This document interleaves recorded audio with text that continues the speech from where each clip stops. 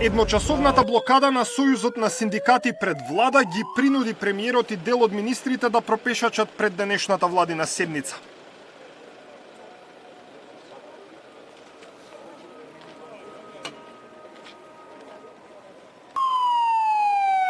Синдикатот со ултиматум, одлука за повисока минимална плата до крајот на месецот или голем протест и генерален штрајк во март дополнително. Иако денешната блокада беше најавена како последна, ССМ вели можно е да ги блокираат институциите и во градовите во внатрешноста. Во наредниот период не исклучуваме ваквите таргетирани протести со 21 човек на улица, за да не ги заокружуваат, за да не ги оцрнуваат луѓето и за да не им се закануваат, да продолжат и по градовите, по потреба. Таргетирани градови каде што ќе предизвикаме функционерите и таму да не можат да се движат или да доаѓаат пешки на работа онака како што доаѓаат денес, како што доаѓаа пред некој ден, како што доаѓа и пред една недела.